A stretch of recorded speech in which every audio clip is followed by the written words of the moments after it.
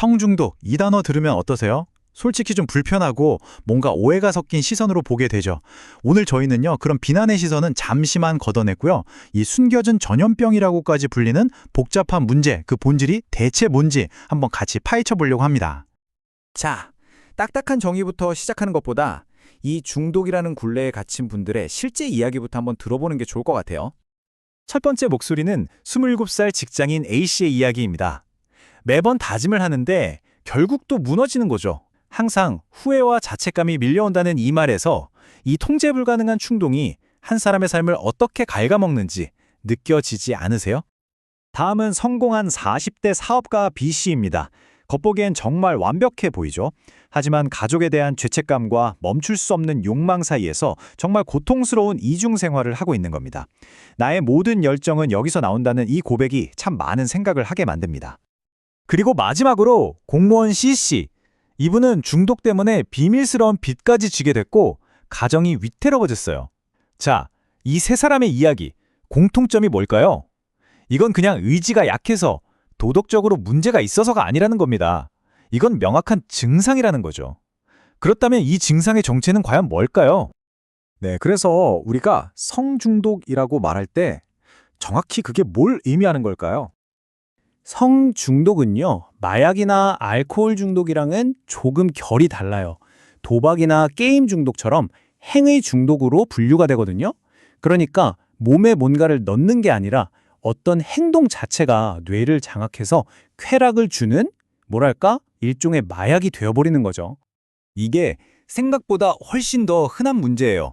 어떤 연구에서는 남성 10명 중 최대 2명이 이 문제로 고통받을 수 있다고 추정하기도 하고요.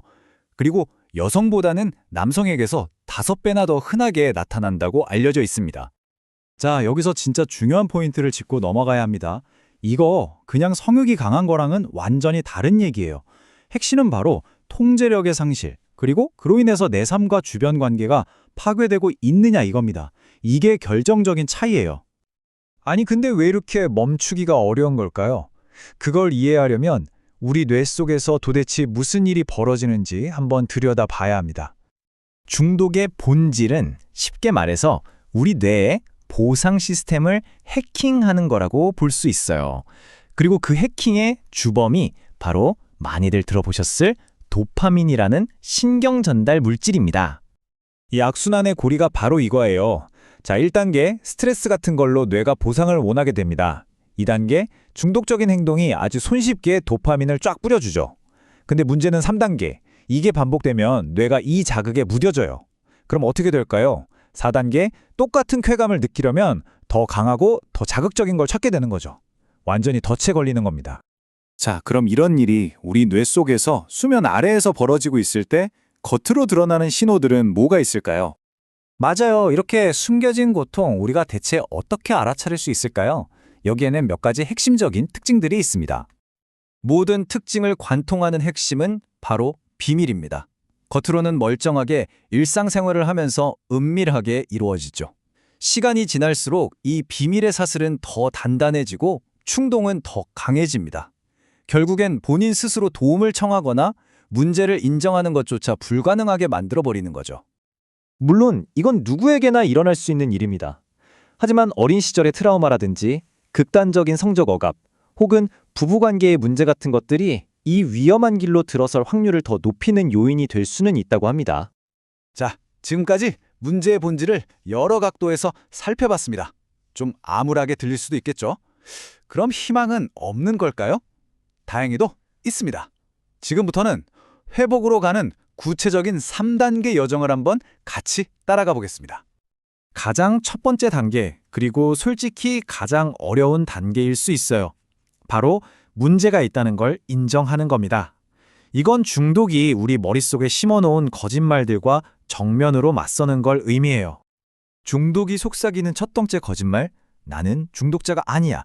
하지만 이걸 기억해야 해요.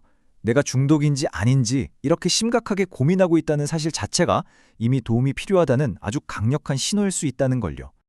두 번째 거짓말, 정말 고전적이죠. 난 마음만 먹으면 언제든지 끊을 수 있어.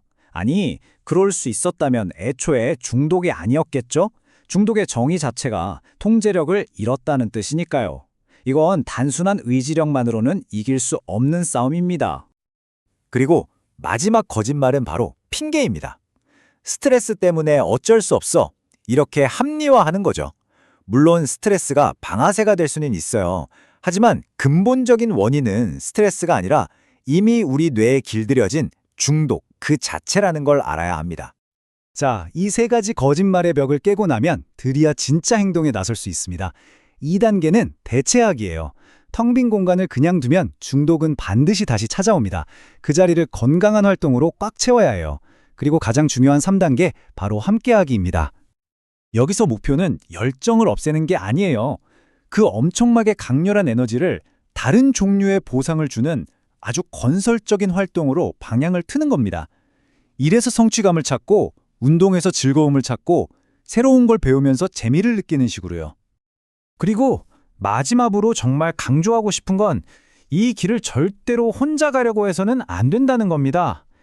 회복은 단거리 경주가 아니에요. 파트너의 지지와 전문가의 도움이 반드시 필요한 아주 긴 마라톤과 같습니다. 그래서 마지막으로 이 질문을 한번 던져보고 싶습니다. 과연 중독은 선택의 문제일까요? 아니면 뇌의 질병일까요? 이 고통의 뿌리가 우리 뇌 안에 있다는 걸 이해하기 시작할 때 우리는 비로소 비난의 틀에서 벗어나서 공감과 효과적인 치료라는 관점으로 나아갈 수 있을 겁니다.